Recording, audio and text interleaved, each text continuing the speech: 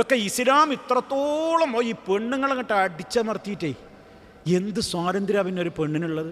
ഒരു നല്ല പെർഫ്യൂം അടിച്ചൂടാ, തലമുടി കാണിച്ചൂടാ, അതുപോലെ തന്നെ ഇഷ്ടം പോലെ പാൻറ്റോ ഷർട്ടോ ടീഷർട്ടോ ഒക്കെ ഇട്ട് ധരിക്കണേനിപ്പോൾ എന്താ അപ്പോൾ അങ്ങനെയൊക്കെ ചെയ്തൂടെ? അതൊക്കെ തന്നെയല്ലേ സ്വാതന്ത്ര്യം എന്നൊക്കെ പറയുന്നോനാരാ? പറയുന്നോൻ ഇസ്ലാമിൻ്റെ വിമർശകരായ ആളുകളുടെ കുപ്പായം ധരിച്ചിട്ട് ഇട്ടിരിക്കുന്ന ചില ആളുകളാണ്. അവരുടെ ഗ്രന്ഥങ്ങൾ പറയണത് എന്താണെന്ന് നമ്മളൊന്ന് മനസ്സിലാക്കണമല്ലോ.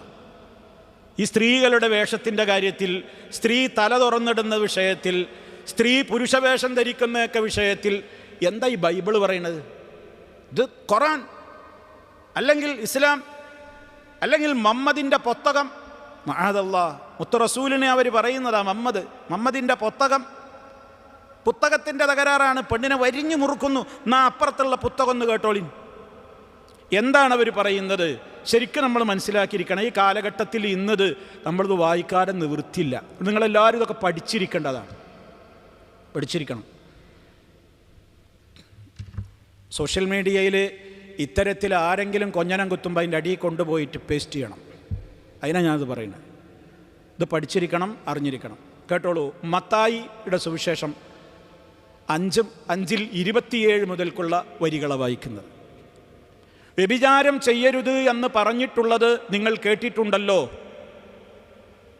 എന്നാൽ ഞാൻ നിങ്ങളോട് പറയുന്നു, ഭോഗേച്ഛയോടുകൂടി ഒരു സ്ത്രീയെ നോക്കുന്നവൻ ഹൃദയത്തിൽ ആ സ്ത്രീയുമായി വ്യഭിചാരം ചെയ്തു കഴിഞ്ഞിരിക്കുന്നു.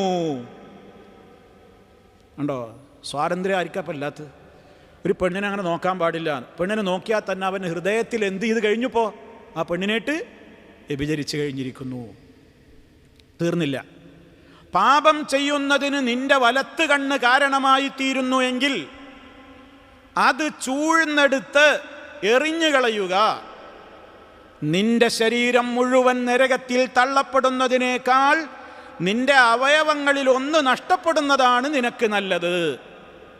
കണ്ണുകൊണ്ട് നീ അന്യ പെണ്ണിനെ നോക്കാൻ കാരണമുണ്ടോ? ആ കണ്ണാണ് പിഴുത് ചൂഴ്ന്നാണ് വലിച്ചെറിഞ്ഞളാ. അങ്ങനെ ഖുർആൻ പറഞ്ഞിട്ടുണ്ടോ? യന്ത്രിക്കാനാ പറയുന്നത്. ഈമാനുകൊണ്ട് യന്ത്രിക്കാനാ പറയുന്നത്. ഇവർ പറഞ്ഞ ചൂഴ്ന്നെടുത്ത് പുറത്തേക്കാണ് വലിച്ചെറിഞ്ഞളാണ്. കാരണം എന്താ? ഒരു കണ്ണില്ലാതെ നരകത്തിൽ പോകുന്നതിനേക്കാൾ നിനക്ക് നല്ലത് ഒറ്റ കണ്ണനായിട്ട് സ്വർഗത്തിൽ പോകലാണ്, എനിക്ക് ജീവിക്കലാണ്. തീർന്നില്ല. നിന്റെ വലത്ത് കൈ പാപം ചെയ്യാൻ കാരണമായി തീരുന്നുവെങ്കിൽ അത് വെട്ടി എറിഞ്ഞു കളയുക. നിന്റെ ശരീരം മുഴുവനായി നരകത്തിൽ തള്ളപ്പെടുന്നതിനേക്കാൾ നിന്റെ അവയവങ്ങളിൽ ഒന്ന് നഷ്ടപ്പെടുന്നതാണ് നിനക്ക് നല്ലത്. മത്തായി എഴുതിയ സുവിശേഷം 5-ാം അധ്യായം 27 മുതൽക്കുള്ള വചനങ്ങൾ. ഇപ്പം എന്തായി? ഇങ്ങനെ നോക്കരുത്, അവിഹിതമായി നോക്കരുത് എന്നുള്ള കൺട്രോള് സ്ത്രീക്കും പുരുഷനും വരിഞ്ഞു മുറുക്കി സ്വാതന്ത്ര്യം കളഞ്ഞതാ. ഇത് മാനവികതയെ വളർത്തണമെന്നും സമൂഹത്തിൽ സംസ്കാരം വേണമെന്നും ആഗ്രഹിക്കുന്ന മതമുള്ളവർക്കും അല്ലാത്തവർക്കൊക്കെ ഈ ചിന്ത ഉണ്ട്. അതിനായി പറയണത്. അവരൊരുപാട് കൈക്രിയകൾ ഇതിലൊക്കെ നടത്തിയല്ലോ. ബൈബിളിലൊക്കെ നബി സല്ലല്ലാഹു അലൈഹി വസല്ലം മൂസാ നബിക്കോ ഈസാ നബിക്കോ ഇറക്കിയവരൊന്നല്ലല്ലോ ഒന്നുള്ളത്.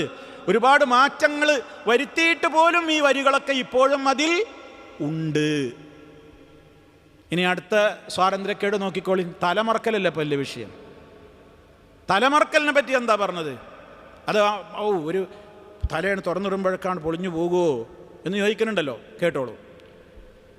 കൊരിന്ത്യർ എഴുതിയ സുവിശേഷം 11-ാമത്തെ അധ്യായം 6-ാമത്തെ വചനം. ശിരോവസ്ത്രം ധരിക്കാൻ വിസമ്മതിക്കുന്ന സ്ത്രീ മുടി മുറിച്ച് കളയട്ടെ. തലമറക്കാൻ വിസമ്മതിക്കുന്ന പെണ്ണ് മുടി മുറിച്ചാണ് കളഞ്ഞോട്ടെ, മൊട്ടയടിച്ച് നടന്നോട്ടെ എന്നാണ്.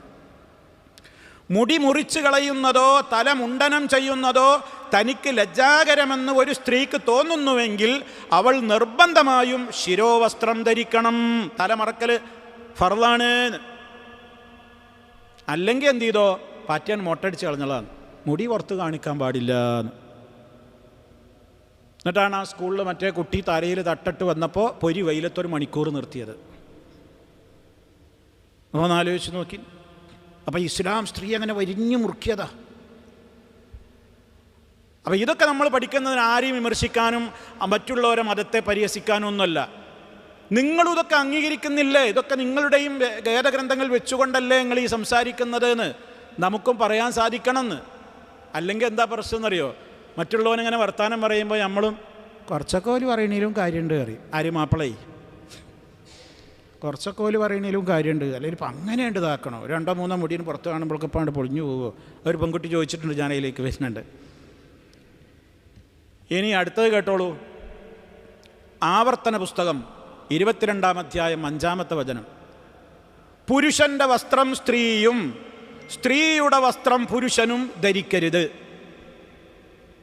അള്ളാഹുവിൻ്റെ റസൂല് പറഞ്ഞു, പുരുഷവേഷം ധരിക്കുന്ന സ്ത്രീയെയും സ്ത്രീവേഷം ധരിക്കുന്ന പുരുഷനെയും അള്ളാഹു ശപിച്ചിരിക്കുന്നു. ധരിക്കാൻ പാടില്ല. പുരുഷൻ്റെ വേഷം സ്ത്രീയോ സ്ത്രീയുടെ വേഷം പുരുഷനോ ധരിക്കരുത്. അങ്ങനെ ചെയ്യുന്നവരെയെല്ലാം നിന്റെ ദൈവമായ യഹോവയ്ക്ക് വെറുപ്പാകുന്നു. അങ്ങനെ ആരെങ്കിലും ചെയ്യുന്നുണ്ടെങ്കിൽ ദൈവമായ യഹോവയ്ക്ക് അവരോടൊക്കെ വെറുപ്പാണ്. ഇതൊന്നിപ്പോൾ ഖുർആൻ്റെ ആയത്തല്ല ഞാൻ പറയുന്നത്. എന്നിട്ട് ഇത് വായിച്ച് ഇത് പഠിപ്പിച്ചു കൊടുക്കുന്ന ആളുകളാണ് മീഡിയകളിൽ വന്നിരുന്നിട്ട് ഈ രൂപത്തിൽ ഇസ്ലാമികമായ സാംസ്കാരിക സന്ദേശങ്ങളെ കൊഞ്ഞനം കുത്തുന്നത്. അത് മനസ്സിലാക്കിയിരിക്കാൻ വേണ്ടി ഓർമ്മപ്പെടുത്തിയത് മാത്രം. നമ്മളിതൊക്കെ നോട്ട് ചെയ്യണം, നമ്മളെ മനസ്സിലുണ്ടാവണം. അപ്പോൾ സഹോദരങ്ങളെ ആലോചിച്ച് നോക്കൂ. അപ്പോൾ ഇവരുടേതായ ഈ പ്രവർത്തനങ്ങൾ ഇന്ന് സമൂഹത്തിൽ ഇങ്ങനെ ഈ രൂപത്തിലൊക്കെ അവരും അംഗീകരിക്കുന്ന കാര്യമാണെങ്കിലും ഇതൊക്കെ പുറത്തു പറഞ്ഞാൽ പിന്തിരിപ്പനാകും എന്നുള്ളത് കൊണ്ട് ചില അച്ഛന്മാരൊക്കെ എന്ത് ചെയ്യുന്നുണ്ട്? പച്ചയായി വിളിച്ചു പറയുന്നുണ്ട്. പലതും നമ്മൾ കേൾക്കുന്നുണ്ട്, വളരെ ഗൗരവത്തോടുകൂടെ പറയുന്നുണ്ട്.